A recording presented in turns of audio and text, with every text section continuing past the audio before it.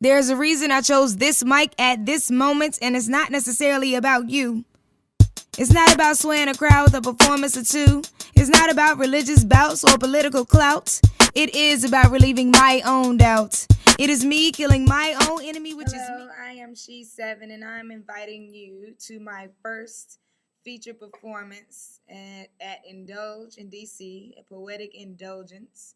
And it's right on U Street, right across from Ben's Chili Bowl. The event is Poetic Indulgence, as I stated, hosted by Mina Holiday. And I'm inviting you to come out and just have a good time, hear the lineup of poets, and also see me. This will be my very first feature performance, so I'm very excited. My birthday is February the 4th, which is 2 days after the 2nd, if you can add. So I'm just so excited about being able to have my very first feature performance on the same week as my birthday, because anybody who knows me knows that my birthday is the most special day of the year to me. So just come out, listen. It's a $5 cover if you print your RSVP from Facebook, and it's $10 otherwise. Which, I mean, you spend $5 and $10 on things you don't even think about. So now you should at least have an experience where the next morning you wake up and realize that you spent $5 or $10 on a good experience, on something that you're absolutely going to think about later. So I will also be releasing my first CD, my poetry CD, Randomly Me by She7. And we're just going to have a ball, you know. I mean, just I'm inviting you out to have a good time, to lay back and listen. Excellent date for you and, you know, someone special. So I'm gonna give you right now. I'm gonna give you a piece. This is a new piece, so you'll have an idea of what you're gonna see when you come. For those of you who never seen me perform or never been to Poetic Indulgence or any other wonderful events, poetry events in DC or elsewhere, so you get an idea of, you know, well, what am I gonna hear? You know.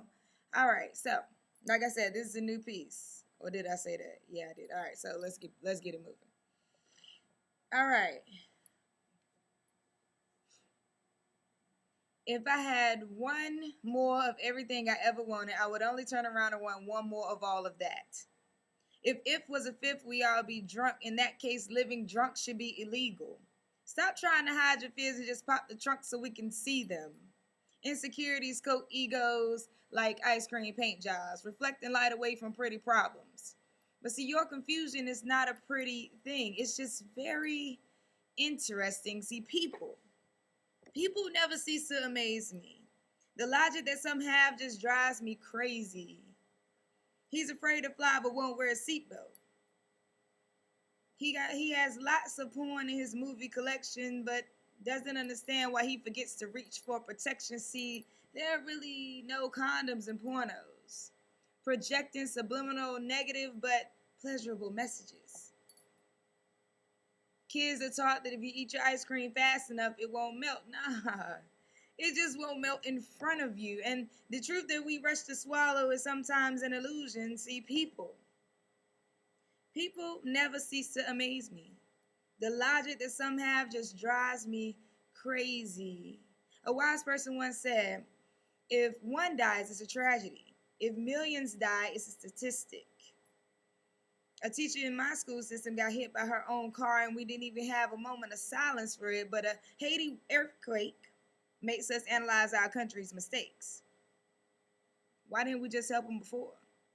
Now look at the measures we must take. See, people never cease to amaze me.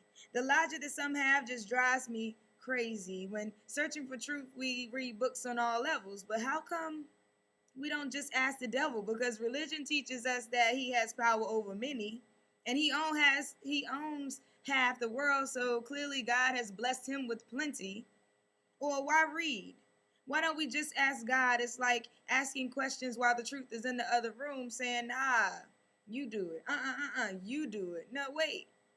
You just trying to trick me into doing what daddy told you to do. See, people never cease to amaze me. The logic that some have just drives me crazy.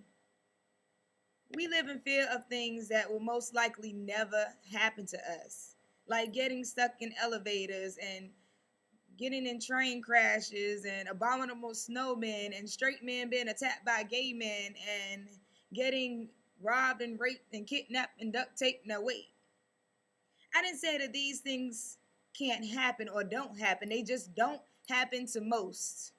So maybe our own fears keep us trapped and we build so much of our lives from pain that we forget that we actually can make positive gains. See, people never cease to amaze me. The logic that some have just drives me crazy.